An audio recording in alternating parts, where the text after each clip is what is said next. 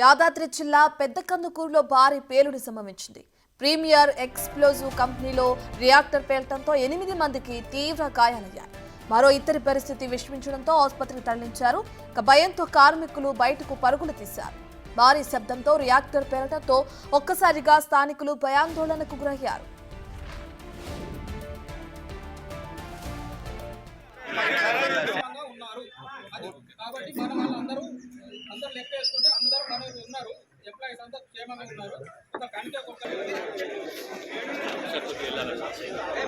కొద్దిగా లోపలికి వెళ్ళండి, కొద్దిగా B3 సైడ్ వెళ్ళండి.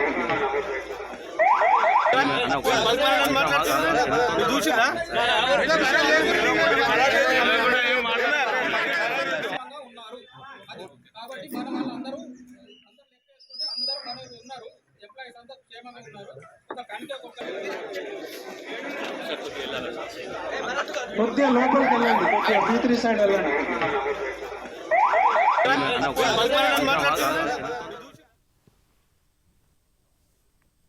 రైట్, ఇక యాదాద్రి జిల్లాలో ప్రీమియర్ ఎక్స్ప్లోజివ్ కంపెనీలో రియాక్టర్ పేలటంతో 8 మందికి తీవ్ర గాయాలయ్యాయి. అక్కడున్న పరిస్థితి ఏ విధంగా ఉంది, ప్రస్తుతం డీటెయిల్స్ అందించడానికి మా ప్రతినిధి పుల్లారావు అందుబాటులో ఉన్నారు. రైట్ పుల్లారావు, ఇప్పటికే చూసుకుంటే 8 మందికి తీవ్ర గాయాలయ్యి అంటున్నారు. అక్కడ పరిస్థితి ఏ విధంగా ఉంది, అసలు ఈ ప్రమాదం సంభవించడానికి కారణాలు ఏమైనా తెలిసినాయా? యాదగిరిగుట్ట మండలం కందుకూరులో ఉన్నటువంటి గోదావరి ప్రీమియం ఎక్స్ప్లోజివ్ కంపెనీలో 2 రియాక్టర్ పేలిన ఘటనలో 8 మంది కార్మికులకు గాయాలు పడినటువంటి ఘటన చోటు చేసుకుంది. దీంట్లో ఈ 8 మందిలో ఇద్దరు పరిస్థితి విషమంగా ఉండడంతో వారిని ఉటావుటిన ఆసుపత్రికి తరలించడం జరిగింది. కనకయ్య, ప్రకాష్ అనే ఇద్దరు కార్మికులకు కూడా తీవ్రంగా గాయాలు కావడంతో వారిని ఉటావుటిన హాస్పిటల్ తరలించి చికిత్స అందిస్తున్న పరిస్థితి ఉంది. ముఖ్యంగా గతంలో కూడా ఈ గోదావరికి సంబంధించినటువంటి ప్రీమియర్ ఎక్స్ప్లోజివ్ కంపెనీలో 6 నెలల క్రితం కూడా ప్రమాదం చోటు చేసుకుంది. కానీ కంపెనీ వారు మాత్రం దీన్ని పూర్తి స్థాయిలో కోపంగా ఉంచుతున్నట్టు కూడా మనకు తెలియవస్తుంది.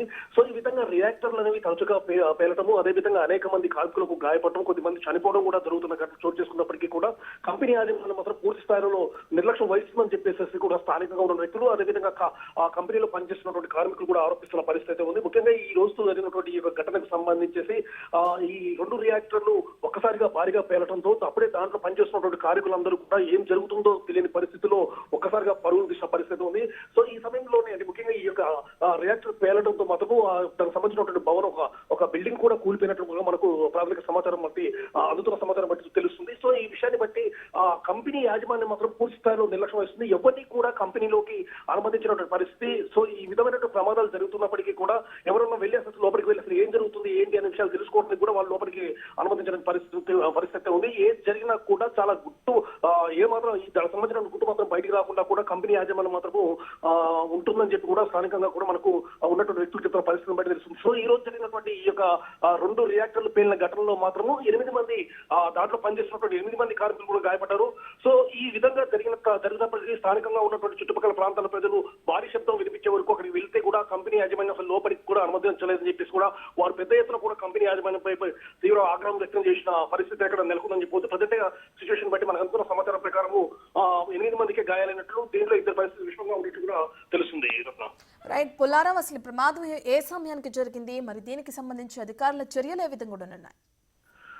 ఈ రోజు ఉదయం ఈ ప్రమాదం జరిగినట్టుగా కూడా దాంట్లో పనిచేస్తున్నటువంటి కార్మికులు చెప్తున్నారు. ఉదయం మేము అందరం విధులకు వెళ్ళడం జరిగింది. లోపల మేము ఈ పనులు నిర్వర్తిస్తున్న క్రమంలోనే ఒక్కసారిగా భారీగా పేలుడు శబ్దం రావడం జరిగింది. సో ఆ పేలుడు శబ్దం వచ్చే వరకు అసలు ఏం జరుగుతుందో ఒకసారి బాంబులు పేలినాయన్న ఉద్దేశం, అంటే అంత సౌండ్ మాకు వచ్చే వరకు మేము అక్కడి నుంచి మేము చేస్తున్న పనుల దగ్గర నుంచి మేము పరిగెత్తుకుంటూ రావడం జరిగింది. అదే సమయంలో బయటకు వస్తున్న సమయంలో వీళ్ళు చెప్పారు ఏంటంటే రియాక్టర్లు పేలాయని చెప్పేసి. సో ఆ రియాక్టర్లు ఉన్న దగ్గర పనిచేస్తున్నటువంటి వ్యక్తులకు మాత్రం దాదాపు 10 నుండి 12 మంది అక్కడ పనిచేస్తున్నట్టు కూడా మనకు తెలుస్తుంది. దీంట్లో 8 మంది మాత్రము గాయాలపడినట్లు తెలుస్తుంది. మొత్తంగా ఈ ప్రమాదం అనేది ఉదయం 6:30, 7 ఆ ప్రాంతంలో జరిగినట్టు కూడా మనకు సమాచారం ఉంది. Right, thank you Pullarao. కాబట్టి అందరూ లెక్క వేసుకుంటే అందరూ మనోళ్ళు ఉన్నారు, ఎంప్లాయీస్ అంతా క్షేమంగా ఉన్నారు. కొద్దిగా లోపలికి వెళ్ళండి.